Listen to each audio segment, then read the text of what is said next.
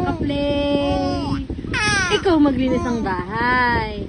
Ikaw magwawalis. Ikaw maglalampaso.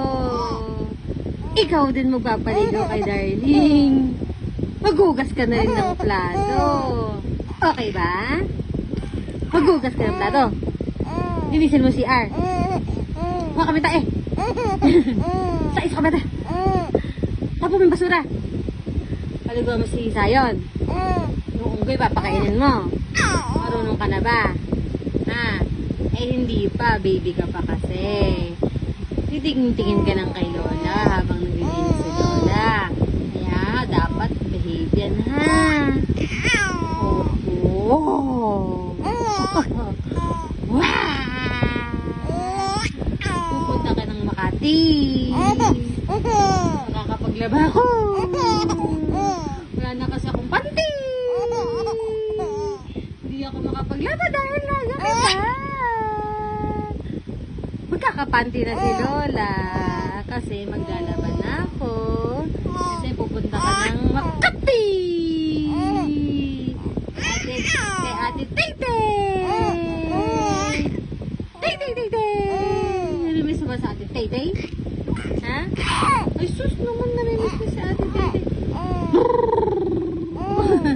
Ikaw nga. Ikaw ka nga. Ikaw ka nga. Wala si Ate Taytay dito. Kaya pupuntahan mo. Nasa Makati. Kawawa naman si Lola mo. Wala nang kasama dito. Ay, nandito pala si Tito Bray Bray. Kaya lang si Tito Bray Bray, iiyak mo nang iiyak si Tito Bray Bray. Hindi ka tulad ni Edarang bungis-ngis.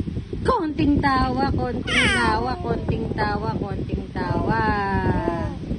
Si Tito Bray Bray, tulog. Pagkagising, iiyak. Tingin ang dede. Tapos iiyak ulit. Opo. Si Elara hindi. Si Elara, baho ae. Baho ng ae niyan. No? Dalawang beses. Opo, dalawang beses ka tumae. Bandot ng ae mo. Opo. Ano yung Makati? Makati yung kamay mo, yung kagat ng lamok. Ano na nga yun? Nasa na nga tayo? Ano yung pinag-uusapan natin? Punta ka Makati. Ate Kaylee. Pumunta mo doon si Dada.